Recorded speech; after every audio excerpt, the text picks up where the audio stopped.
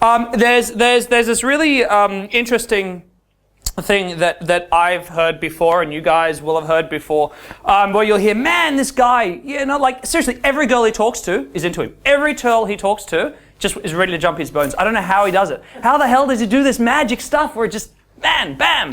Yeah, and you might hear about it about pickup coaches, or you may hear dating coaches, pickup coaches say, look, man, every girl I approach to just wants to jump my bones, blah, blah, blah, I'm just that awesome, yeah?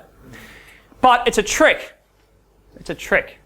And it's a trick for this reason. I can walk into a bar because, if you get a lot of experience, you start getting good at a couple of things. First of all, you recognize what type of girl is likely to like you. What type of girl is likely to be really friendly to you really quickly. And what type of girl do you click with the easiest? Yeah? You get a lot of experience like this under your belt very quickly. So you can walk into a bar, and if you've got a good amount of experience behind you, you can say, I need to look awesome. How am I going to do this? All right, I'll talk to her, because I know this chick over here, she's going to like me straight away. It's going to be great. And sure enough, the only girls you approach are the ones you know are going to respond really well. And everyone else around you is like, man, every girl, doesn't matter who he talks to, in like Flynn. Yeah. But it's a trick, and it's a trick that not enough people know about. And it's something that's used almost deceptively at times, because the reality isn't like that. I don't care how good you get. I know, I'll openly admit it, I can't go into a club and have every girl like me. That's not how it works. It's not how it should work. It's just different.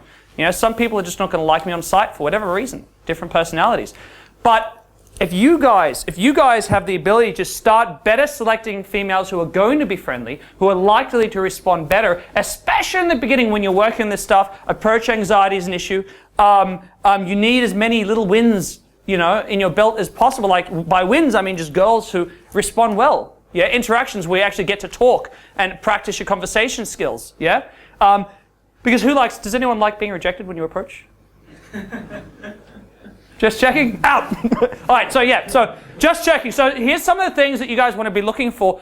Number one, should be obvious.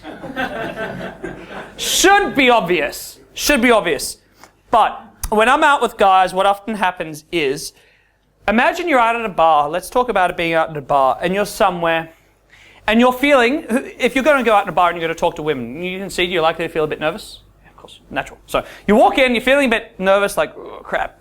Now, if you see two girls, you see one girl who's kind of, two girls sitting together and they're looking a little bit serious, and very low energy. And you see another group of girls laughing, joking around, blah, blah, blah, blah, blah.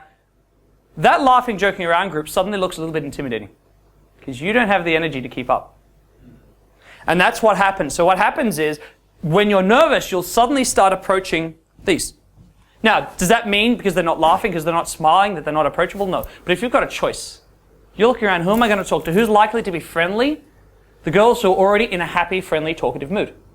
Because the thing that we forget is that women, just like men, have periods where they feel more and less social. Yeah, women have times where they've been unsocial all day, they've been at work, they come out, they've just met their friend, they're not feeling very talkative yet. Now, if you approach them at that point, it doesn't matter if they like you, they're not going to be particularly chatty either. And that's just going to make your life harder. So one of the things you want to look for is people who are already in a good mood. Makes your life, it's obvious, right? But actually think about it when you're out. Think, who's in a good mood? Who's not? Those ones are likely to be more friendly. Number one. Number two, looking at their body language. Okay? Now, if you have, let me think of how I'm going to do this. Dave, I'll use you for a second. All right. So what you'll often have, you can have women seating in a number of ways in a club. Now we've just got two. If I can get your seat for a second.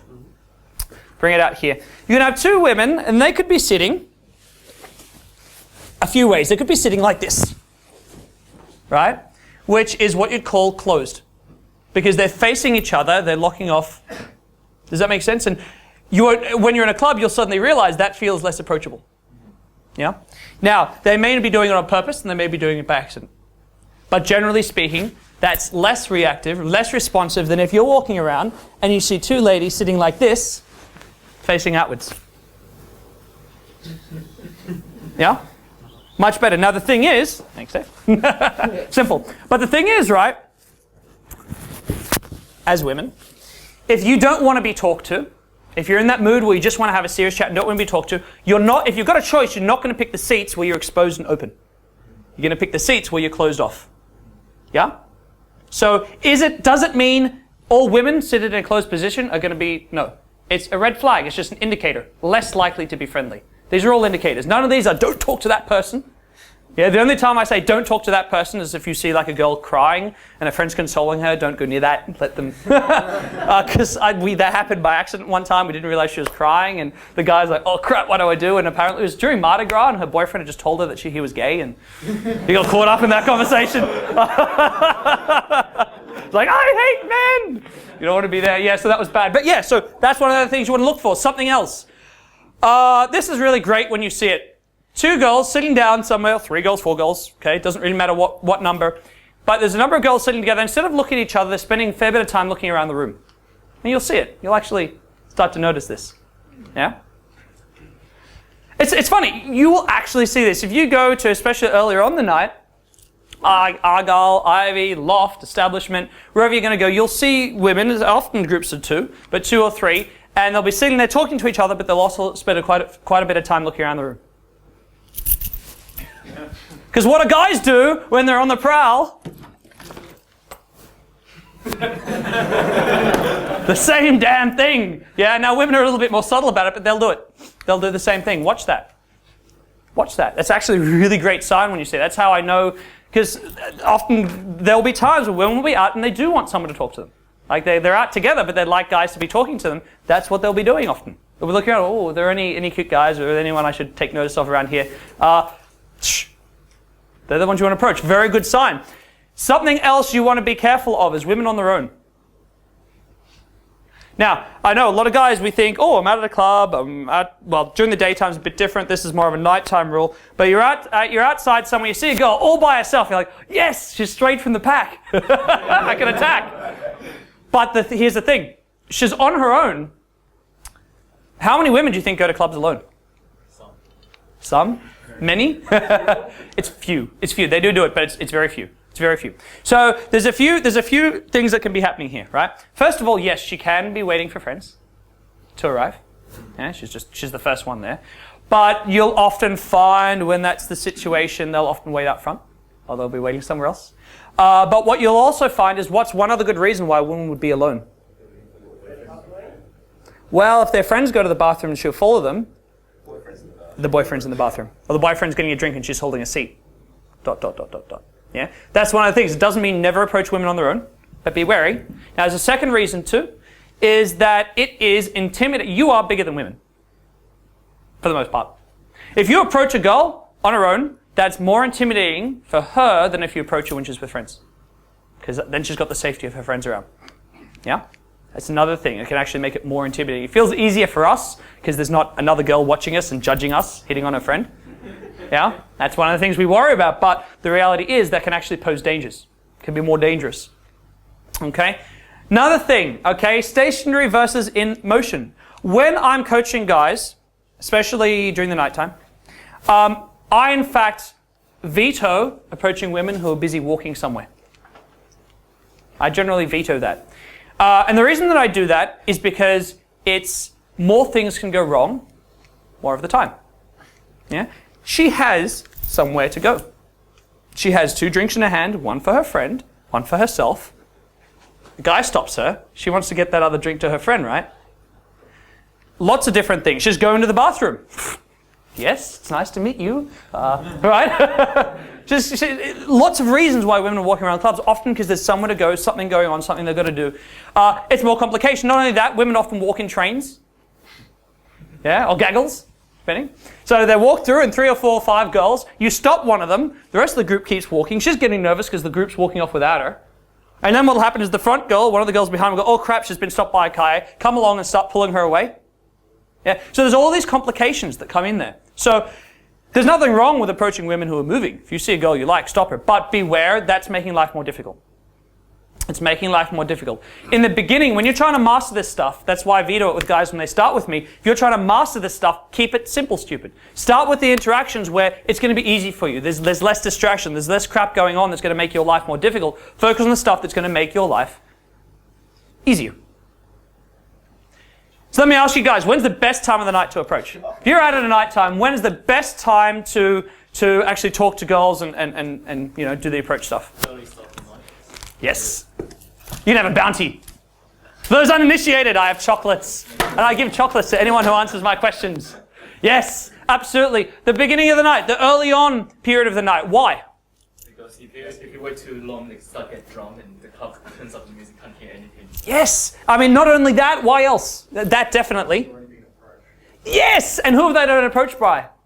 Some other... Drunk guys. Guys who are on drugs. Dickheads, sleazers. They've copped it. They've copped it, right? In the beginning of the night, everyone's fresh, happy. Yes, I know they haven't necessarily loosened up and relaxed, right? They're not so in a fully social mood. But you're not competing with doof, doof, doof, doof, doof. You're not competing with that as much. You're not competing with the crowd. You know how annoying it is? You're talking to a girl and every 5 minutes, you get knocked by someone walking by, or she gets knocked by someone. That's really irritating, right? You don't have all these distractions, yeah? But not to mention, you're the first guy to talk to her that night. Yeah? You're the first. So she's oftentimes more likely than not likely to be more happy to have a chat with you. She's chilling out. Their night's just started. Yeah? They're not in the party mode, so you don't need to have as much energy to keep up with the conversation. Yeah? Everything is easier at that point. It is by far the best time. Now, no, if you're like, oh, but I want to have one night stands, okay, yeah, that's going to be a problem. But you shouldn't be focusing, if that's your focus, if that's your point where that's your focus, that's what you need to focus on, but I got to have one night stands, then you probably aren't going to be in this room. Because the quality, how good you are and how well you're doing stuff is likely to be so good that you're unlikely to come here. Odds are you need to be working on keeping it simple. Yeah, you need to be working on building rapport. You need to be working on getting girls to like you, being charming, making girls laugh. You need to be working on that stuff before you worry about trying to do the fancy stuff. Yeah? So you want to keep your life simple. Beginning of the night is the best time. Too many guys walk into a bar and they go, oh, it's too quiet to approach. That's what they do, right? Too much of the time they sit and they chat with their mates and then they wait for it to go on loud and busy so that there's like safety in numbers. And then lo and behold, first of all, they've been procrastinating so long, approach anxiety is at an all-time high. But secondly, it's just harder. It's harder. It's much easier in the beginning. I know other people may see you from across the room and see you approaching all that. Don't worry about it. That's the best time to be approaching. Number 2, how can you tell? How can you tell how comfortable someone is? In fact, this is actually a really good trick to see if there's a guy in the interaction. You can almost always instantly see if he's hitting on them or not. You can just tell by their body language where they're... Yeah, what about the body language? They're like this. The feet. Oh, the way they're facing. The way they're facing, their feet. Smiling. Smiling. Open body language. I should be giving away some chocolate, shouldn't I? Yeah. We've got some body language stuff going on. We've got some information here. So other people should be talking up, but you're not going to get any chocolate.